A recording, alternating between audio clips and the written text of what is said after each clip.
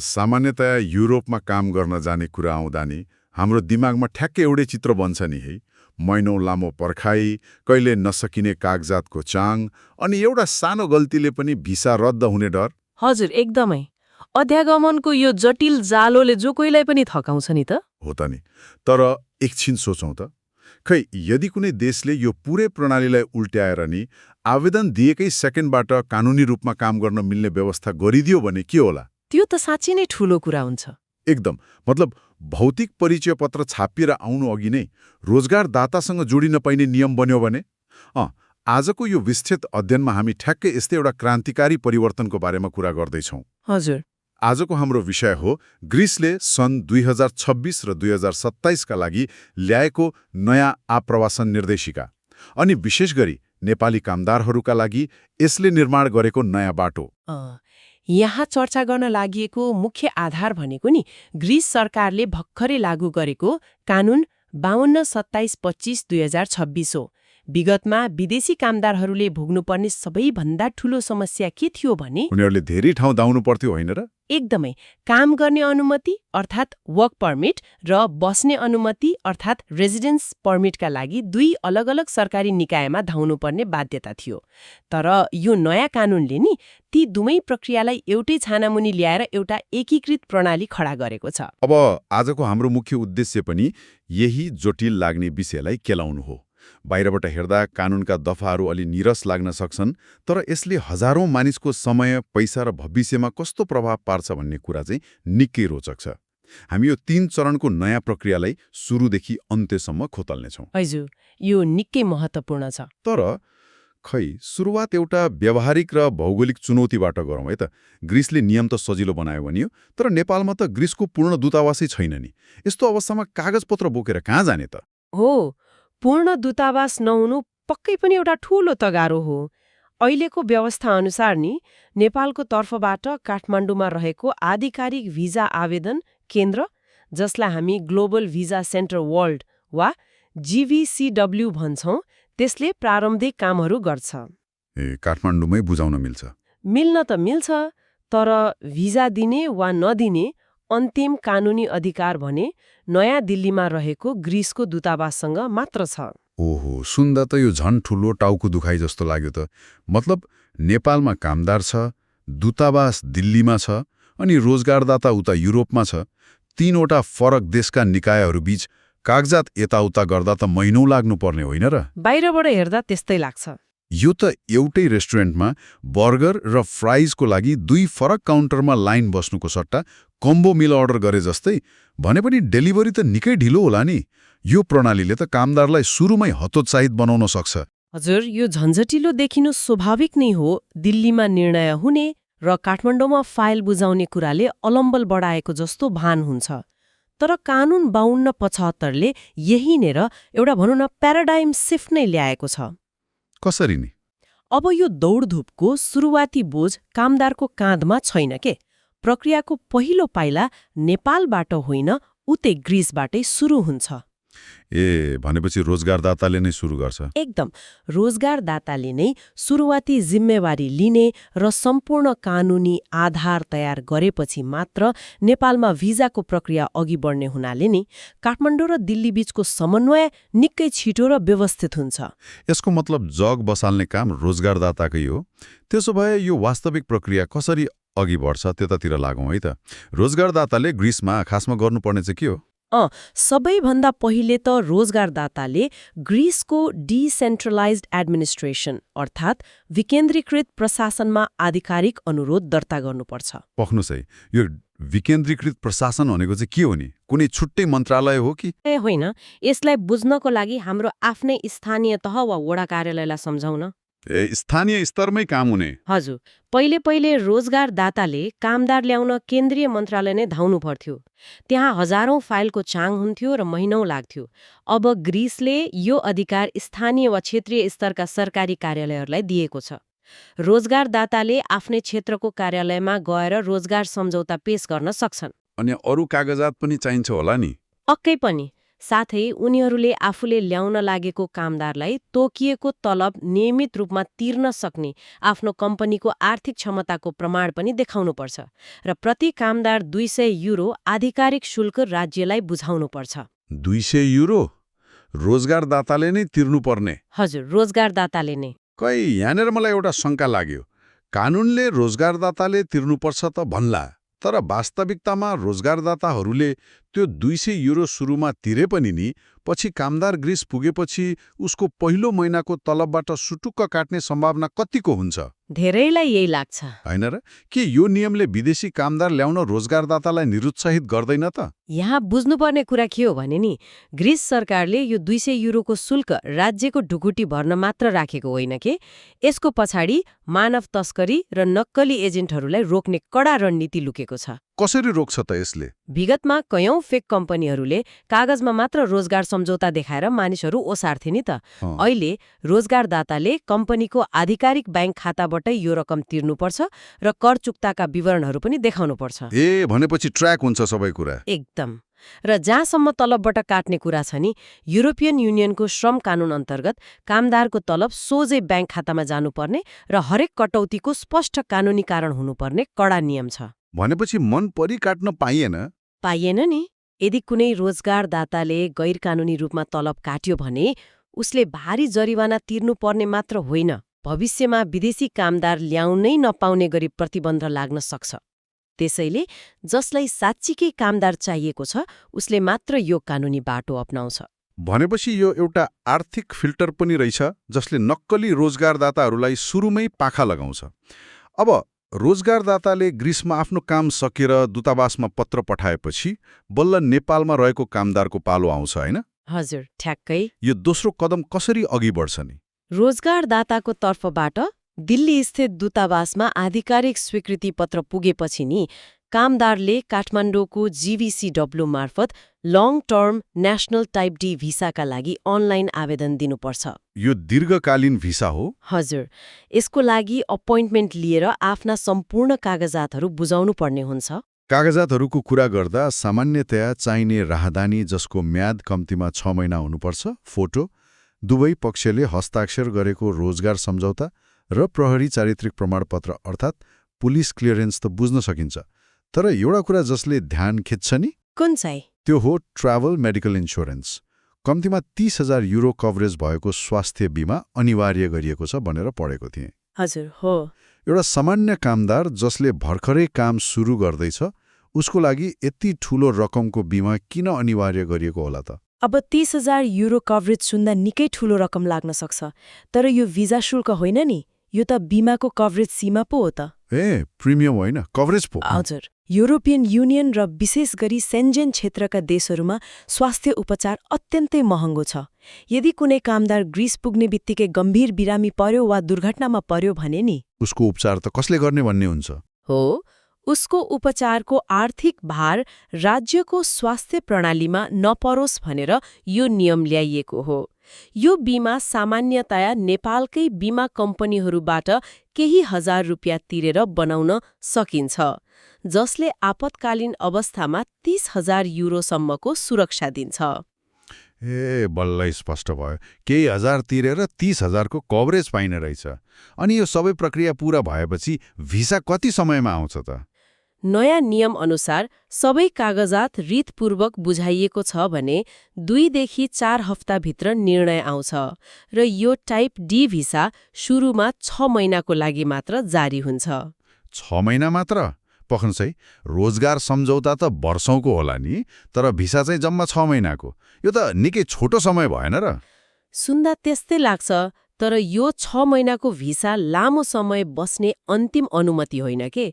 यसलाई एउटा प्रवेशद्वारको रूपमा मात्र बुझ्न सकिन्छ। मतलब ग्रिस छुर्ने टिकट मात्रै हो? एकदम। कामदारलाई ग्रिसभित्र प्रवेश गर्न र त्यहाँको अध्यागमन प्रणालीमा औपचारिक रूपमा दर्ता हुन दिएको यो एउटा ट्रान्जिट पिरियड जस्तो हो। असली खेल त ग्रिस पुगेपछि बल्ल सुरु हुन्छ नि। त्यसो भए त्यही असली खेलतर्फ नै लागौँ न त। ल, कामदार 6 महिनाको टाइप डी भिसामा ग्रिस पुग्यो रे, अब के गर्ने? ग्रीस पुगेपछि तेस्रो र सबैभन्दा महत्त्वपूर्ण कदम सुरु हुन्छ। त्यो 6 महिनाको भिजा सकिनु अगाडि नै कामदारले ग्रीसको आधिकारिक अध्यागमन पोर्टल मार्फत रेसिडेन्स एन्ड वर्क पर्मिटको लागि अनलाइन आवेदन दिनुपर्छ। आवासीय र कार्य अनुमतिसँगै। हजुर, यो नै त्यो एकीकृत प्रणाली हो जसको हामीले कार्यक्रमको सुरुमा चर्चा गरेका थियौं। यसको लागि राज्यलाई 300 युरो शुल्क बुझाउनुपर्छ। र यहाँनिर आउँछ 2026 को कानूनको सबैभन्दा ठूलो र चाखलाग्दो परिवर्तन, होइन त? हो त नि। आवेदन दिने बित्तिकै एउटा सर्टिफिकेट अफ सबमिसन अर्थात् दर्ता प्रमाणपत्र पाइन्छ भन्ने सुनेको थिए। हजुर, एकदम सही। र कानून 5275 अनुसार यो प्रमाणपत्र हात पर्ने बित्तिकै कामदारले कानूनी रूपमा काम सुरु गर्न पाउँछ। कार्ड प्रिन्ट भएर आउनु महिनौ कुर्नु पर्दैन नि, होइन? पर्दैन, ठ्याक्कै त्यही हो। यो त अनलाइनबाट सिनेमाको टिकट काटेर मोबाइलमै देखाएर तत्कालै हलभित्र पसे जस्तै भयो त। भौतिक टिकट प्रिन्ट हुन्जेल ढोका बाहिर कुर्नु परेन। एकदम राम्रो उदाहरण दिनुभयो। बाहिरबाट सुन्दा यो सानो प्राविधिक परिवर्तन जस्तो लाग्छ, तर ग्राउन्ड लेभलमा यसले ल्याउने मनोवैज्ञानिक र आर्थिक राहत नि त्यो कता हो कता ठूलो छ। पहिले कस्तो हुन्थ्यो नि? पहिलेको प्रणालीमा मानिसहरू ग्रीस पुगेपछि आवेदन दिएर कार्ड कुर्दै महिनौसम्म कोठामा थुनिएर बस्नु पर्थ्यो। भिसा भए पनि हातमा कार्ड नआउन्जेल काम गर्न पाइँदैनथ्यो नि त। ओहो, त्यो त गाह्रो हो। एकातिर काम गर्न नपाएर आम्दानी शून्य हुने, अर्कोतिर युरोपको महँगीमा घर भाडा र खानाको खर्च बढ्दै जाने। यसले कामदारलाई चरम मानसिक तनाव दिन्थ्यो नि। कतिपय त बाध्य भएर गैरकानूनी रूपमा ब्ल्याकमा काम गर्न पुग्थे। भनेपछि यो नयाँ नियमले त धेरै नै राहत दियो। एकदमै। अब त्यो सर्टिफिकेट अफ सबमिसनले अनिश्चितताको पर्खाल नै ढालिदिएको छ। आज आवेदन दियो, भोलिबाटै ढुक्कले काममा गयो। यो त कामदारको हितमा चालिएको निकै ठूलो कदम हो। यसले उनीहरूको महत्त्वपूर्ण समय खेर जानबाट जोगायो। अनि यो कार्ड, जसलाई टीआरसी अर्थात् टेम्पोरेरी रेसिडेन्स कार्ड भनिन्छ नि, त्यो आइसकेपछि त्यसको अवधि चाहिँ कति हुन्छ नि? यहाँ पनि एउटा सकारात्मक सुधार गरिएको छ है। पहिले बायोमेट्रिक अर्थात् औँठा छाप र फोटो दिएपछि आउने यो कार्डको म्याद जम्मा 2 वर्ष मात्र हुन्थ्यो। अनि अहिले यसलाई बढाएर एकैपटक 3 वर्ष बनाइएको छ। 2 वर्षबाट 3 वर्ष पुर्याउनुको पछाडि के कारण होला त? के ग्रीस सरकारले विदेशी कामदारहरूलाई लामो समयसम्म टिकाइराख्न खोजेको हो? त्यो पनि एउटा कारण हो, तर यो कामदारको सुविधाको लागि मात्र होइन नि। सरकारको आफ्नै प्रशासनिक झन्झट कम गर्न पनि हो के? कामको चाप घटाउनलाई। हजुर, हरेक 2 वर्षमा लाखौं कामदारको नवीकरण गर्दा अध्यागमन विभागमा पर्ने दबाव निकै ठूलो हुन्थ्यो नि त। 3 वर्ष बनाउँदा राज्यको समय र स्रोत दुवैको बचत हुन्छ र जब नवीकरण गर्ने बेला आउँछ नि, अब 5-5 वर्षको अवधिका लागि यसको नवीकरण गर्न सकिन्छ। तर नवीकरणको लागि पनि पक्कै केही मापदण्डहरू त होलान् नि। यत्तिकै त 5 वर्षको कार्ड पक्कै नदेला। पक्कै पनि यत्तिकै त कहाँ दिन्छ र? म्याद सकिनु 60 दिन अगावै नवीकरणको लागि आवेदन दिइसक्नुपर्छ। अनि शर्तहरू नि? त्यसका लागि कामदारसँग वैध स्वास्थ्य बीमा हुनुपर्छ र सबैभन्दा महत्त्वपूर्ण कुरा, स्थानीय नियमअनुसार नियमित कर तिरेको रेकर्ड हुनुपर्छ। यदि कर छलेको छ वा कानूनी दायराभन्दा बाहिर गएर काम गरेको छ भने नवीकरण हुँदैन है। ल, करको कुरा निस्किहाल्यो। अब अलिकति आर्थिक पाटोतर्फ पनि कुरा जोडौँ न त। भिसा लाग्यो, कार्ड पनि बन्यो, तर खासमा कामदारले कमाउने कति त? त्यो त मुख्य कुरा भइहाल्यो नि। वा त नि, हजारौं माइलको यात्रा तय गरेर युरोप पुग्नुको मुख्य उद्देश्य त आर्थिक उपार्जन नै हो। ग्रीसमा न्यूनतम तलबको मापदण्ड कस्तो छ नि? न्यूनतम तलब कामको प्रकृति र वर्गीकरणमा भर पर्छ। तर यहाँ एउटा बलियो नियम के छ भने नि, ग्रीसका रोजगारदाताहरूले विदेशी कामदारलाई पनि आफ्ना नागरिक सरह राष्ट्रिय न्यूनतम ज्याला दिनैपर्छ। विभेद गर्न पाइँदैन? पाइँदैन। मुख्यतया 3 प्रकारको वर्गीकरण देखिन्छ। पहिलो वर्गमा ब्लू कलर र सिजनल वर्करहरू पर्छन्। यो भनेको कस्तो काम हो? यी भनेका कृषि, हस्पिटालिटी र निर्माण क्षेत्रमा काम गर्ने साधारण कामदारहरू हुन्। उनीहरूको हकमा राष्ट्रिय न्यूनतम ज्याला अनुसार कम्तीमा करिब 880 युरो ग्रस प्रति महिना हुनैपर्छ। 880 युरो। अनि दोस्रो वर्ग नि? दोस्रो वर्गमा व्हाइट कलर वा स्पेशलाइज्ड एम्प्लोइहरू पर्छन्। यो भनेको कार्यालयमा बसेर काम गर्ने वा विशेष सिप भएका जनशक्ति हुन्। यिनीहरूको लागि उद्योगको श्रम सम्झौता अनुसार सामान्यतया 880 देखि 1000 युरोभन्दा माथिको तलबमान तोकिएको हुन्छ। अनि एउटा अर्को विशेष वर्ग पनि छ नि, EU ब्लू कार्ड होल्डरहरू। हजुर हो। स्रोत सामग्रीमा हेर्दा यदि कोही उच्च शिक्षा हासिल गरेको वा 5 वर्षभन्दा बढी उच्च तहको अनुभव भएको प्रोफेसनल हो भने उनीहरूको वार्षिक ग्रस तलब न्यूनतम 39,888 युरो हुनुपर्छ भनिएको छ। एकदम सही आँकडा हो। तर यहाँनिर मलाई एउटा ठूलो विरोधाभास देखियो के। एकातिर साधारण कामदारले महिनाको 880 युरो पाउँछ, अर्कोतिर यो ब्लू कार्ड होल्डरको वार्षिक झण्डै 40,000 युरो भनेको त महिनाको करिब 3300 युरो पो हुन आउँछ त। हो त। एउटै देशको श्रम बजारमा यति ठूलो खाडल किन नि? के ग्रिसको अर्थतन्त्रले यति महँगो तलब धान्न सक्छ र? यो खाडलले नै ग्रिसको अर्थतन्त्रको वर्तमान अवस्था र दोहोरो आवश्यकतालाई छर्लङ्ग पार्छ के। एकातिर ग्रिसको मुख्य आर्थिक मेरुदण्ड भनेको कृषि र पर्यटन हो। त्यहाँका जैतुनका खेतहरू र टापुका होटेलहरू धान्न उनीहरूलाई ठूलो संख्यामा सस्तो श्रम चाहिएको छ। अनि त्यसैको लागि बाहिरबाट कामदार ल्याउने। हजुर, त्यसैले उनीहरू नेपाल, बङ्गलादेश वा अफ्रिकी देशहरूबाट साधारण कामदारहरू ल्याउँछन्। तर अर्कोतिर नि सन् 2008 को आर्थिक मन्दीपछि ग्रिसका धेरैजसो युवा र दक्ष इन्जिनियर, डाक्टर र आइटी प्रोफेसनलहरू काम खोज्दै जर्मनी, बेलायत वा नेदरल्यान्ड्सतर्फ पलायन भए। यसले गर्दा ग्रिसमा ब्रेन ड्रेनको ठूलो समस्या छ। आफूसँग भएको ट्यालेन्ट बाहिर गयो। एकदम। अब युरोपको प्रतिस्पर्धी प्रविधि र नवप्रवर्तन बजारमा टिक्नको लागि ग्रिसलाई बाहिरबाट टप ट्यालेन्ट भित्र्याउनै पर्ने बाध्यता छ नि त। भनेपछि त्यो उच्च तलब त विज्ञहरू तान्नको लागि पो रहेछ। हजुर, त्यो उच्च तलबको EU ब्लू कार्ड नीति भनेको त्यस्ता विज्ञहरूलाई बर्लिन वा एम्स्टर्डाम जानबाट रोकेर एथेन्समा आकर्षित गर्ने रणनीतिको महत्त्वपूर्ण हिस्सा हो। यसको मतलब उनीहरूलाई हातले काम गर्ने मान्छे पनि चाहिएको छ र दिमागले काम गर्ने विज्ञ पनि चाहिएको छ। अनि दुवैको बजार भाव फरक छ। एकदम स्पष्ट भन्नुभयो। हामीले प्रक्रिया बुझ्यौं, तत्काल काम गर्न पाउने सुविधा बुझ्यौं र तलबको कुरा पनि गर्यौं। खै, केही वर्ष युरोप कमाएर नेपाल फर्किने सोच भएकाहरूका लागि यो एउटा राम्रो अवसर हुन सक्छ। हजुर।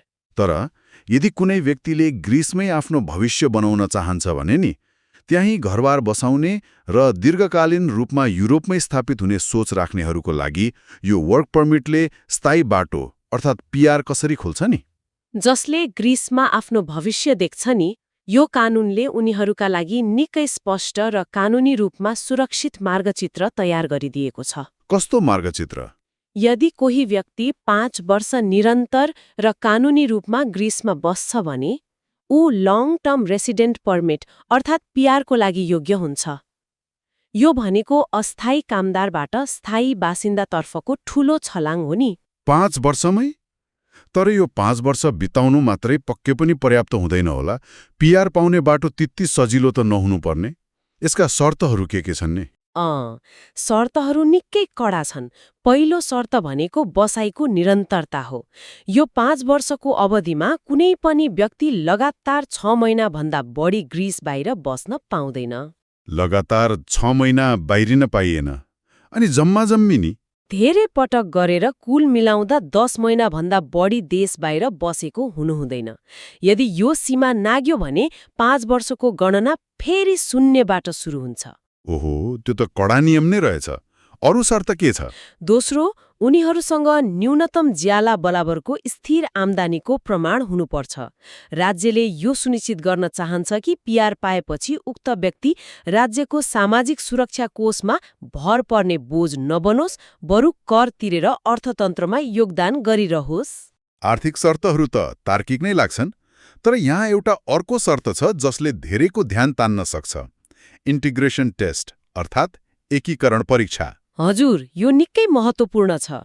5 वर्ष काम गरेपछि PR पाउनको लागि ग्रिसको भाषा, इतिहास र संस्कृतिको आधिकारिक परीक्षा नै पास गर्नुपर्ने रहेछ, हैन त? एकदम सही। मलाई यहाँनिर एउटा प्रश्न सोध्न मन लाग्यो। एउटा निर्माण मजदुर वा कृषि कामदार जसले 5 वर्ष घाम पानी नभनी काम गर्यो, नियमित कर तिर्यो, उसलाई ग्रिसको प्राचीन इतिहास वा दार्शनिकहरूको बारेमा परीक्षा दिन किन बाध्य पार्ने त? धेरैलाई यस्तै लाग्छ। के यो विदेशी कामदारलाई पिआर दिनबाट रोक्न खडा गरिएको एउटा अदृश्य पर्खाल होइन र? धेरै मानिसले यसलाई एउटा अनावश्यक तगारो वा पर्खालको रूपमा हेर्छन् नै। तर युरोपियन युनियनको समग्र अप्रवासन दर्शनलाई बुझ्ने हो भने नि यो पर्खाल होइन, एउटा पुल हो के। पुल कसरी भयो त? दशकौंसम्म युरोपका धेरै देशहरूले विदेशी कामदारलाई केवल सस्तो मसिनको रूपमा मात्र हेरे नि त। उनीहरू छुट्टै बस्तीमा बस्थे, स्थानीय भाषा बोल्दैनथे र समाजसँग कहिल्यै जोडिएनन्। यसले कालान्तरमा ठूलो सामाजिक विखण्डन ल्यायो। समाज छुट्टियो। हजुर। अहिले ग्रिस लगायतका देशहरूले के बुझेका छन् भने जो मानिस यहाँ स्थायी रूपमा बस्न चाहन्छ उसले यो समाजलाई बुझ्न जरुरी छ। भाषा सिक्नु भनेको सुपरमार्केटमा स्थानीयसँग कुरा गर्न सक्नु हो, बिरामी पर्दा अस्पतालमा आफ्नो समस्या बताउन सक्नु हो नि। त्यो त हो। इतिहास र संस्कृति बुझ्नु भनेको समाजमा अपनत्व महसुस गर्नु हो। त्यसैले यो नीतिले कामदारलाई बाहिरको मान्छेबाट समाजकै अभिन्न अङ्ग बनाउन खोजेको हो। यसले कामदारको तर्फबाट पनि त्यो देशप्रतिको गहिरो प्रतिबद्धताको माग गर्छ। यसलाई यसरी हेर्दा राज्यले केवल श्रम मात्र नभई एउटा पूर्ण नागरिक निर्माण गर्न खोजेको देखिन्छ। अनि यो पुल पार गरिसकेपछि अन्तिम गन्तव्य के हुन्छ नि? यदि 5 वर्षमा पिआर लियो र थप 2 वर्ष अर्थात् कुल 7 वर्ष निरन्तर कानुनी रूपमा ग्रिसमा बस्यो भने कुनै पनि व्यक्ति ग्रिसको नागरिकता र पासपोर्टको लागि आवेदन दिन योग्य हुन्छ। नागरिकता नै पाइन्छ? मजाले पाइन्छ। र नबिर्सौ है, ग्रिस भनेको युरोपियन युनियनको सदस्य राष्ट्र हो। ग्रिसको पासपोर्ट पाउनु भनेको सिङ्गो युरोपियन युनियनका 27वटै देशहरूमा बिना रोकटोक बस्न, काम गर्न र घुम्न पाउने अधिकार पाउनु हो। एउटा 6 महिने टाइप डी भिसाबाट सुरु भएको यात्रा युरोपियन युनियनको नागरिकतासम्म पुगेर टुङ्गिने रहेछ। यो त साँच्चै नै जीवन परिवर्तन गर्ने मार्गचित्र हो नि। एकदमै हो। आजको यो विस्तृत छलफलबाट हामीले धेरै कुराको गुत्थी सुल्झायौं नि, होइन र? हजुर, धेरै कुरा प्रष्ट भयो। 2026 को कानूनले ल्याएको एकीकृत प्रणालीले कसरी 2 फरक मन्त्रालय धाउनुपर्ने झन्झटलाई अन्त्य गर्यो भन्ने हामीले बुझ्यौं। अनि त्यो सर्टिफिकेट अफ सबमिसनले कामदारलाई दिएको तत्काल काम गर्न पाउने अधिकारले महिनौसम्म कोठामा थुनिने मनोवैज्ञानिक र आर्थिक पीडालाई कसरी समाधान गर्यो भनेर पनि केलायौं। हजुर, त्यो सबैभन्दा ठूलो कुरा थियो। अनि आर्थिक पाटोमा ग्रिसको दोहोरो आवश्यकता, कृषिका लागि सस्तो श्रम र प्रविधिका लागि EU ब्लू कार्डको उच्च तलबमानको पछाडिको अर्थशास्त्र पनि हेर्यो। र अन्त्यमा 5 वर्षमा पिआर हुँदै 7 वर्षमा नागरिकतासम्म पुग्ने त्यो स्पष्ट कानुनी बाटो पनि बुझ्यौं। एकदमै सही सारांश निकाल्नुभयो। अन्तर्राष्ट्रिय अध्यागमन साँच्चै नै भनौँ न अन्ध्यारोमा बिना म्यानुअल फर्निचर जोड्नु जस्तै जटिल हुन्छ नि।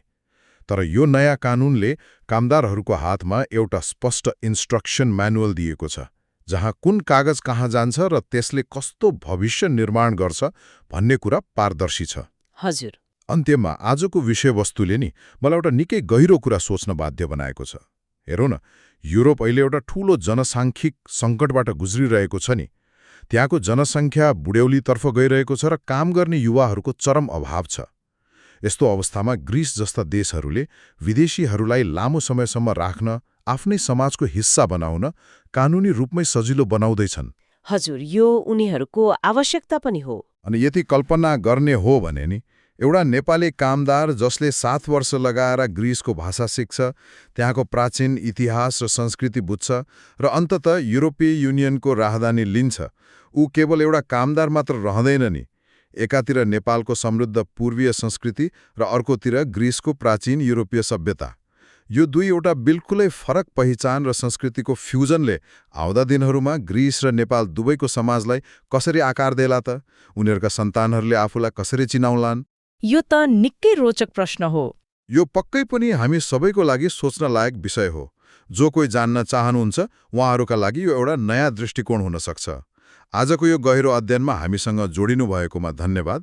हामी अर्को यस्तै रोचक र महत्त्वपूर्ण विषयको साथ फेरि आउनेछौँ। त्यतिन्जेलका लागि बिदा चाहन्छौँ।